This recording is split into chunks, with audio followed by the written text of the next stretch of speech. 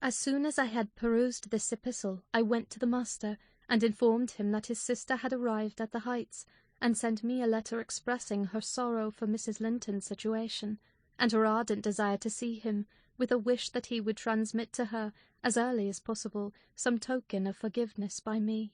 "Forgiveness?" said Linton. "I have nothing to forgive her, Ellen. You may call at Wuthering Heights this afternoon if you like, and say that I am not angry, but I am sorry to have lost her, especially as I can never think she'll be happy. It is out of the question my going to see her, however. We are eternally divided, and should she really wish to oblige me, let her persuade the villain she has married to leave the country." "And you won't write her a little note, sir?" I asked imploringly. "No," he answered. "it is needless. My communication with Heathcliff's family shall be as sparing as his with mine. It shall not exist." Mr. Edgar's coldness depressed me exceedingly, and all the way from the Grange I puzzled my brains how to put more heart into what he said when I repeated it, and how to soften his refusal of even a few lines to console Isabella. I dare say she had been on the watch for me since morning. I saw her looking through the lattice as I came up the garden causeway, and I nodded to her, but she drew back, as if afraid of being observed. I entered without knocking. There never was such a dreary, dismal scene as the formerly cheerful house presented. I must confess that if I had been in the young lady's place, I would at least have swept the hearth, and wiped the tables with a duster, but she already partook of the pervading spirit of neglect which encompassed her.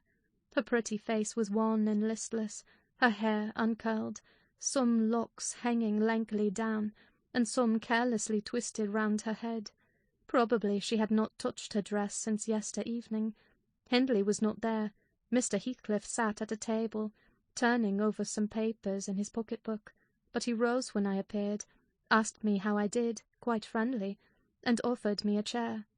He was the only thing there that seemed decent, and I thought he never looked better. So much had circumstances altered their positions that he would certainly have struck a stranger as a born-and-bred gentleman, and his wife as a thorough little slattern. She came forward eagerly to greet me, and held out one hand to take the expected letter. I shook my head. She wouldn't understand the hint, but followed me to a sideboard where I went to lay my bonnet, and importuned me in a whisper to give her directly what I had brought. Heathcliff guessed the meaning of her manoeuvres, and said, "If you have got anything for Isabella, as no doubt you have, Nelly, give it to her. You needn't make a secret of it. We have no secrets between us." "Oh, I have nothing," I replied, thinking it best to speak the truth at once. "My master bid me tell his sister that she must not expect either a letter or a visit from him at present. He sends his love, ma'am, and his wishes for your happiness, and his pardon for the grief you have occasioned, but he thinks that after this time his household and the household here should drop into communication, as nothing could come of keeping it up." Mrs. Heathcliff's lip quivered slightly, and she returned to her seat in the window. Her husband took his stand on the hearthstone, near me, and began to put questions concerning Catherine. I told him as much as I thought proper of her illness, and he extorted from me by cross-examination most of the facts connected with its origin. I blamed her, as she deserved, for bringing it all on herself, and ended by hoping that he would follow Mr. Linton's example and avoid future interference with his family, for good or evil. "Mrs. Linton is now just recovering," I said. "She'll never be like she was, but her life is spared, and if you really have a regard for her, you'll shun crossing her way again. Nay, you'll move out of this country entirely, and that you may not regret it. I'll inform you Catherine Linton is as different now from your old friend Catherine Earnshaw as that young lady is different from me. Her appearance has changed greatly, her character much more so, and the person who is compelled of necessity to be her companion will only sustain his affection hereafter by the remembrance of what she once was, by common humanity and a sense of duty." "That is quite possible," remarked Heathcliff, forcing himself to seem calm. "Quite possible that your master should have nothing but common humanity and a sense of duty to fall back upon. But do you imagine that I shall leave Catherine to his duty and humanity? And can you compare my feelings respecting Catherine to his? Before you leave this house, I must exact a promise from you that you'll get me an interview with her. Consent or refuse, I will see her. What do you say?" "I say, Mr. Heathcliff," I replied, "you must not. You never shall. Through my means, another encounter between you and the master would kill her altogether."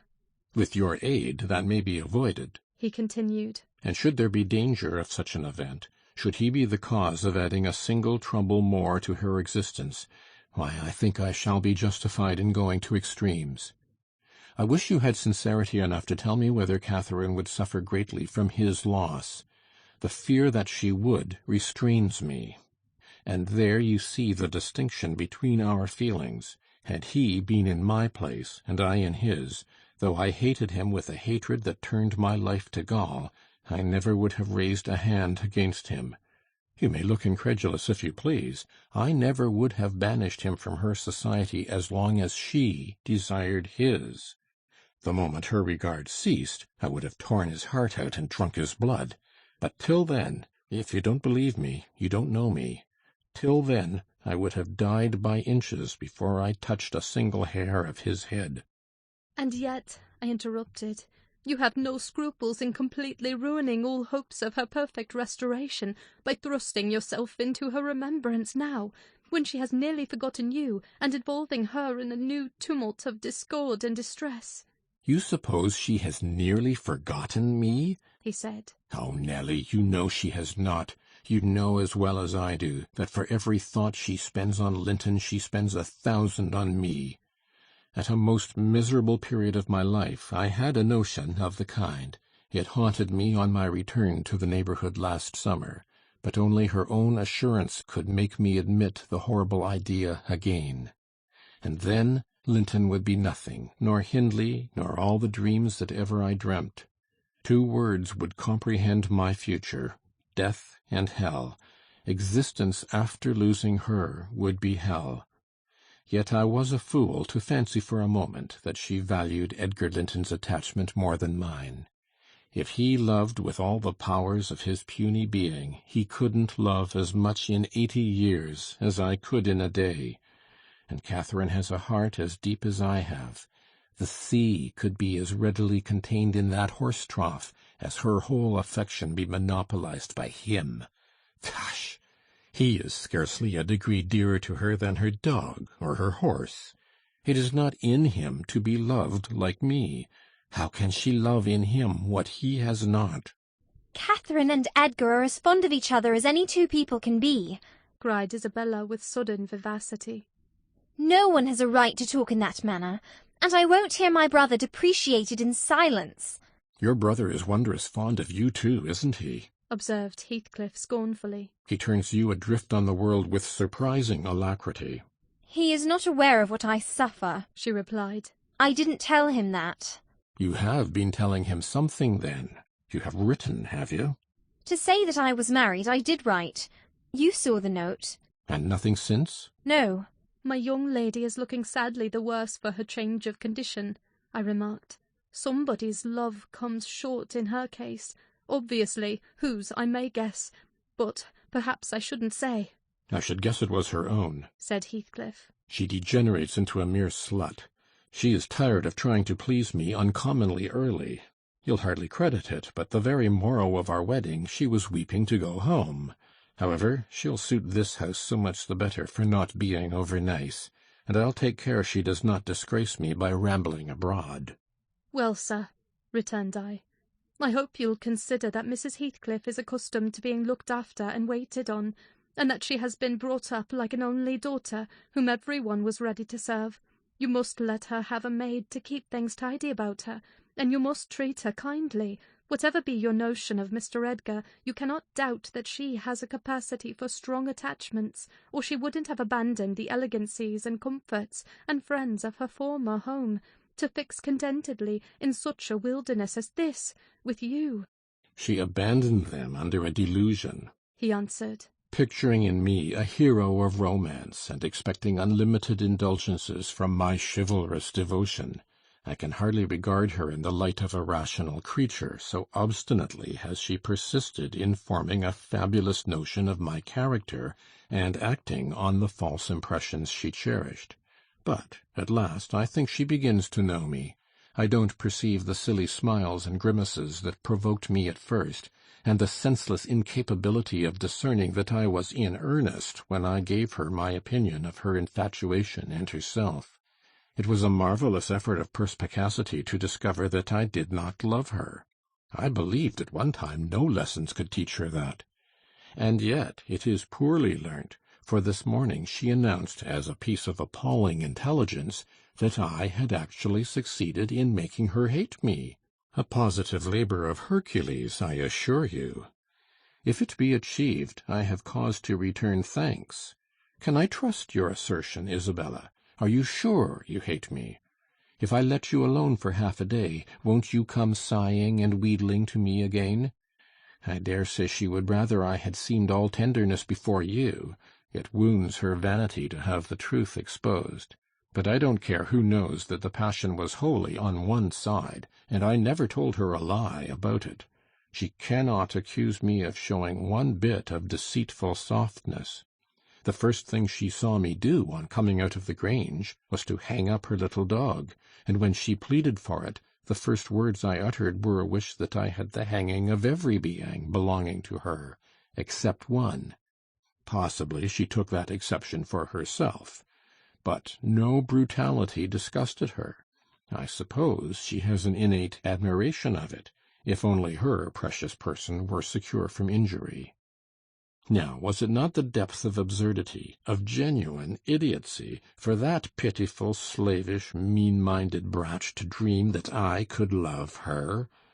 Tell your master, Nelly, that I never, in all my life, met with such an abject thing as she is. She even disgraces the name of Linton, and I've sometimes relented from pure lack of invention in my experiments on what she could endure, and still creep shamefully cringing back. But tell him also, to set his fraternal and magisterial heart at ease, that I keep strictly within the limits of the law. I have avoided up to this period giving her the slightest right to claim a separation, and what's more, she'd thank nobody for dividing us. If she desired to go, she might. The nuisance of her presence outweighs the gratification to be derived from tormenting her. Mr. Heathcliff, said I, this is the talk of a madman. Your wife most likely is convinced you are mad, and for that reason she has borne with you hitherto. But now that you say she may go, she'll doubtless avail herself of the permission. You are not so bewitched, ma'am, are you, as to remain with him of your own accord? Take care, Ellen, answered Isabella, her eyes sparkling irefully. There was no misdoubting by their expression the full success of her partner's endeavours to make himself detested. Don't put faith in a single word he speaks. He's a lying fiend, a monster, and not a human being. I've been told I might leave him before, and I've made the attempt, but I dare not repeat it. Only, Ellen, promise you'll not mention a syllable of his infamous conversation to my brother or Catherine. Whatever he may pretend, he wishes to provoke Edgar to desperation. He says he has married me on purpose to obtain power over him, and he shan't obtain it. I'll die first.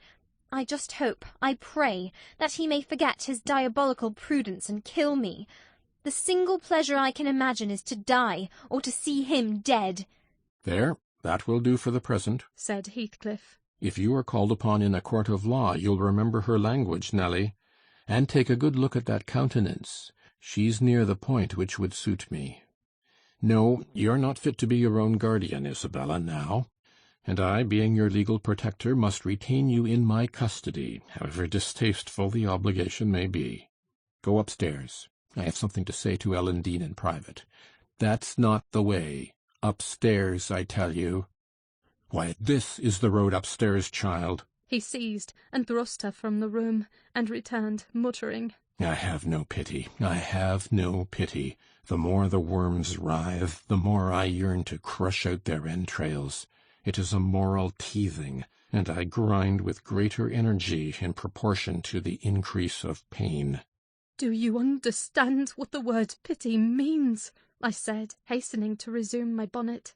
Did you ever feel a touch of it in your life? Put that down, he interrupted, perceiving my intention to depart. You are not going yet. Come here now, Nelly. I must either persuade or compel you to aid me in fulfilling my determination to see Catherine, and that without delay. I swear that I meditate no harm.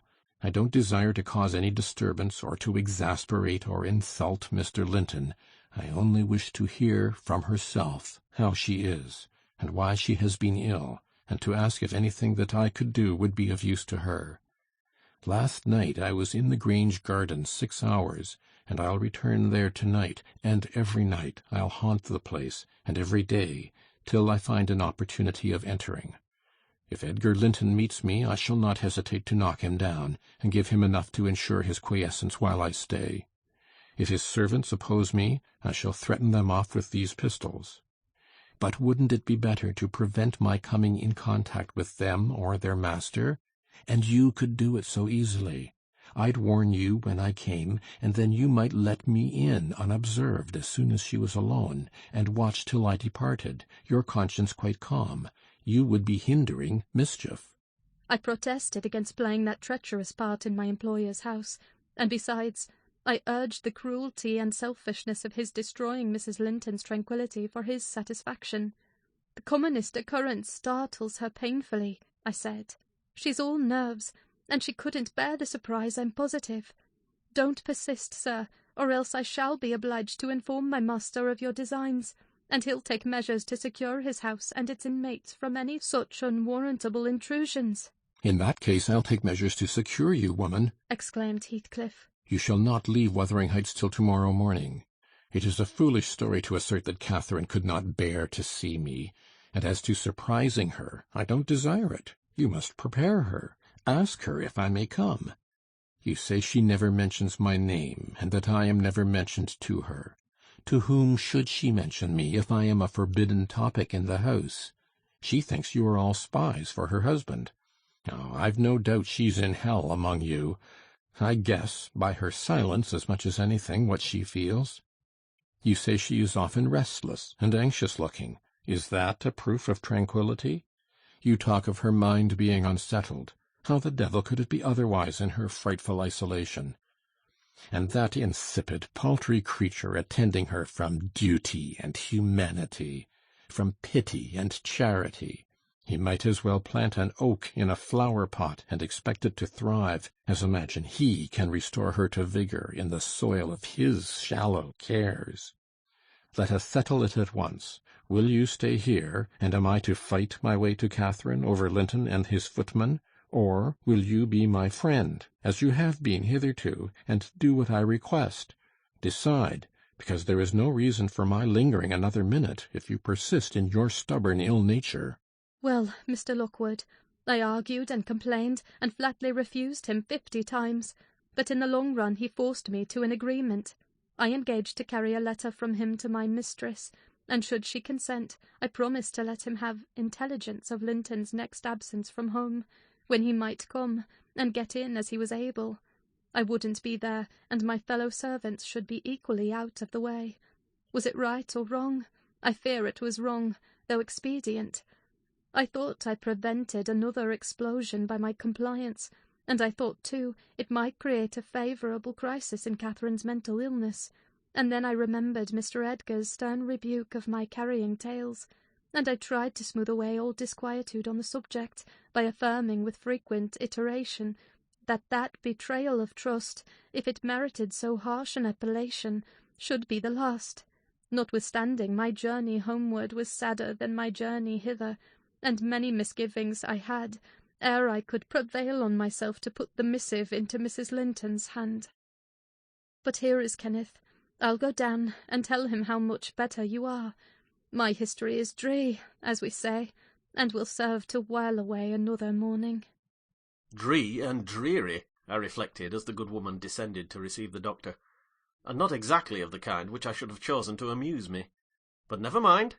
I'll extract wholesome medicines from Mrs. Dean's bitter herbs, and firstly, let me beware of the fascination that lurks in Catherine Heathcliff's brilliant eyes. I should be in a curious taking if I surrendered my heart to that young person, and the daughter turned out a second edition of the mother.